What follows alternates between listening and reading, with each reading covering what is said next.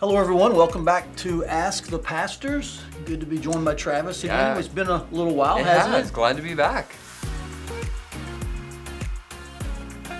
The question we're going to address this week is a timely one because it does lean into some things coming up. The question was, how does prayer bubble up practically at First Family?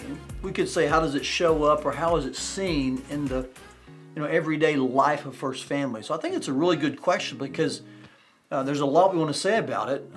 Let's just try to answer it first by asking you, Travis, what are some ways that you see prayer kind of surfacing visibly within the life of our church? Yeah, I hope the places that our church sees it the most is every Sunday morning. I think it's very visible there. So we spend time in prayer publicly. Taylor or yourself, you lead the services, and prayer is a normal part of every single worship service. And then also at the end of every service, we invite our prayer team to come up to the front, and we encourage our people to pray with our elders or our prayer team. And so you'll see it visibly at least every single Sunday morning.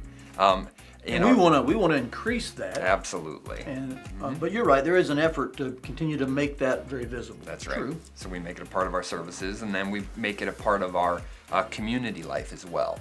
And so our small group leaders, one of their main responsibilities is to lead their group in prayer every single week. So our small groups should spend a decent amount of time, a good chunk of their meeting time, spending time in prayer. And so I send them some guides on how to divide up the genders. They don't all have to do that, but we encourage them to spend time taking prayer requests, praying for the prayer requests, and then checking up on their people every single week. And that's been kind of a good change for us, to where, like you said, we split men and women often. How many small groups probably do that, you think?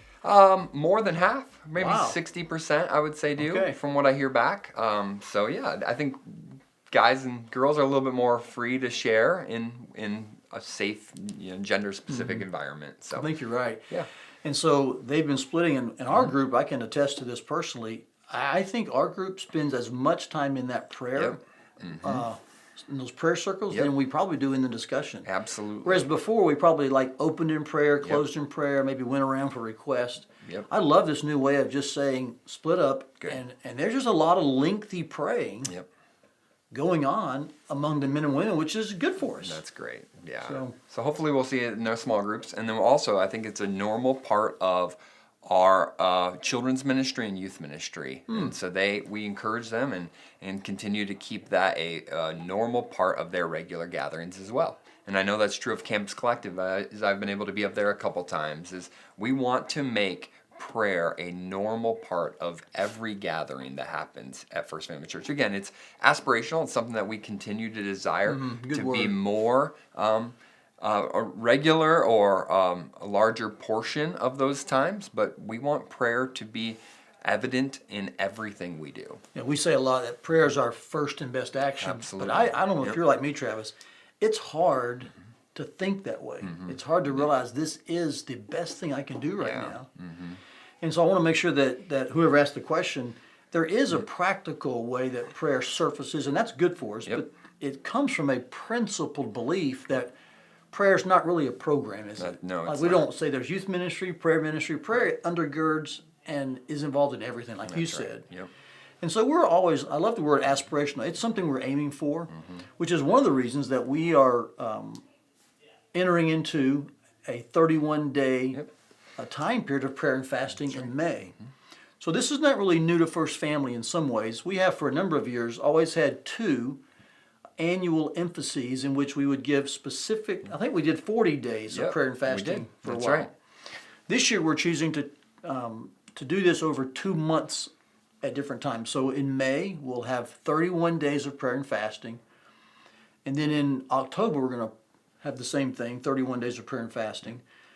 This one in May is going to be centered around suffering. So we're going to spend our time praying in regards to suffering, kind of tying it into First Peter. Yeah, that's right. And so there's some things we're going to be doing different this year during our time of prayer and fasting. I'll just mention a couple of them. Then I'd like you to kind of talk about the small group, maybe exercise we're going to be going after. Absolutely. We're going to open May and close May with 2 in-person prayer gatherings. So May 2nd is a Monday. And so from 6:30 a.m. to 7 a.m. on that Monday morning, we're going to invite the whole church to come together here in the worship center. And we're just going to have a Spirit-led, Scripture-fed time of prayer. Then we'll do that on the last day of May, which is May 31st, a Tuesday, 6:30 to 7 in the morning. Kind of early for some people. Some it may not be that early. But we want to begin and end that month with a corporate in-person gathering just of praying together. Elders will be available during that time to pray over people who need healing, direction, and guidance. There'll be individual prayer groups. There'll be some solitary moments of silence for prayer. So it'll not be very long. Yep. But we'd encourage folks to come by, pray, maybe go into work after that, or bring your children and pray together, and you can head back home. And the same thing, of course, at the end as well. In between the two gatherings that are in person, we're going to be hosting an online daily prayer gathering on the weekdays, so Monday through Friday. And that'll be 6:30 to 6:45. And so that also will be Scripture-fed, Spirit-led.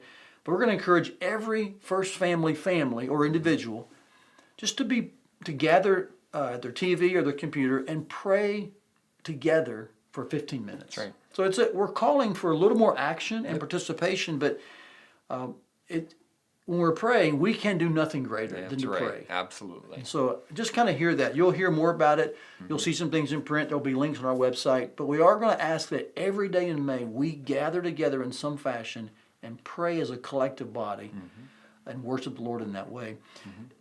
Regarding fasting, walk us through some things we're going to try to do during the month of May for our small groups. Yep. So our small groups meet on a regular day of the week each week, and so we're going to encourage them to get their people to fast the day that they meet, and then to break their fast when they come together for small group that night. So our group meets on Tuesday nights. So we would dedicate Tuesdays to fasting, and then we would break our fast when we come together for small group. Either that could be a meal that they enjoy together or a snack they come together. And so just another time to just, as a group, use that discipline of prayer as a way to encourage one another and to grow spiritually. Yeah, and I have found that fasting and prayer do go together, not just scripturally, as a means of fighting, Satan.